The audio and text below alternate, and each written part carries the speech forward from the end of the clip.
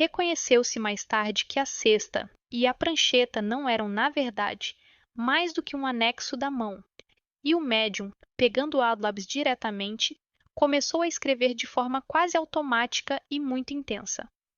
Assim, as comunicações se tornaram mais rápidas, fáceis e completas. Hoje, este é o método geralmente usado, principalmente porque o número de pessoas que têm essa habilidade é bastante grande e aumenta todos os dias. Além disso, a experiência revelou que existem várias formas de comunicação mediadora. Descobriu-se que as mensagens podem também ser transmitidas por fala, audição, visão, toque e até pela escrita direta dos espíritos, sem depender da mão do médium ou do lápis.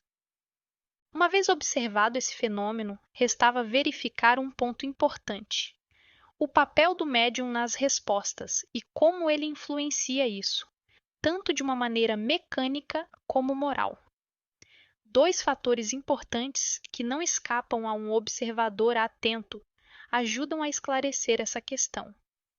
O primeiro é como a cesta se move sob a influência do médium, que apenas coloca os dedos nas bordas.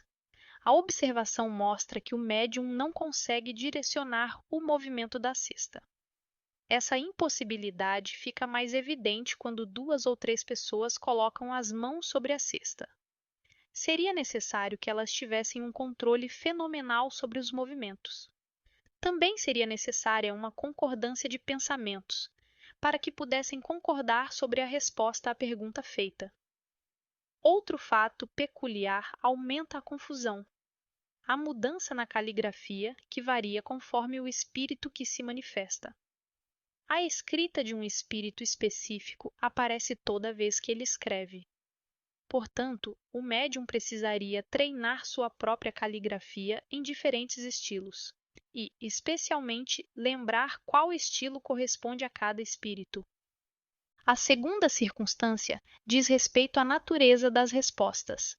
Muitas vezes, especialmente em questões mais abstratas e científicas, elas estão claramente além do que o médium conhece ou entende. Ou, por causa disso, o médium pode não ter consciência do que está escrevendo sob essa influência.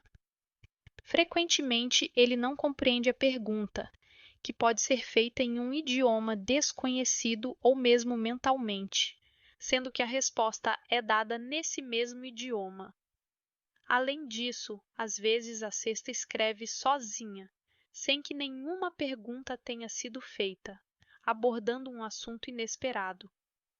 Em alguns casos, as respostas parecem tão sábias, profundas e oportunas, que é difícil acreditar que vêm de outra fonte que não de uma inteligência superior, cheia de moralidade. Outras vezes, as respostas parecem tão leves, triviais ou sem importância, que não é lógico pensar que vem do mesmo lugar. Essa diversidade na forma de se expressar só pode ser explicada pela diversidade das inteligências que se manifestam. E essas inteligências estão entre nós ou fora de nós? Este é o ponto que precisa ser esclarecido e cuja explicação será abordada nesta obra, conforme revelado pelos próprios espíritos. Assim, vemos efeitos claros que acontecem fora de nosso cotidiano, que não ocorrem por acaso, mas ao contrário, sob a luz do dia, que todos podem observar e verificar, que não são exclusivos de uma única pessoa e que milhares de pessoas experimentam diariamente. Esses efeitos devem ter uma causa, e uma vez que provocam a ação de uma intenção e vontade, eles estão além do simples mundo físico. Muitas teorias foram criadas sobre isso. Vamos analisá-las em breve para ver se podem explicar todos os fenômenos observados. Enquanto isso, aceitemos, até encontrarmos uma resposta, a ideia de que existem seres diferentes dos humanos, pois essa é a explicação dada pelas inteligências que se manifestam, e vejamos o que eles nos contam.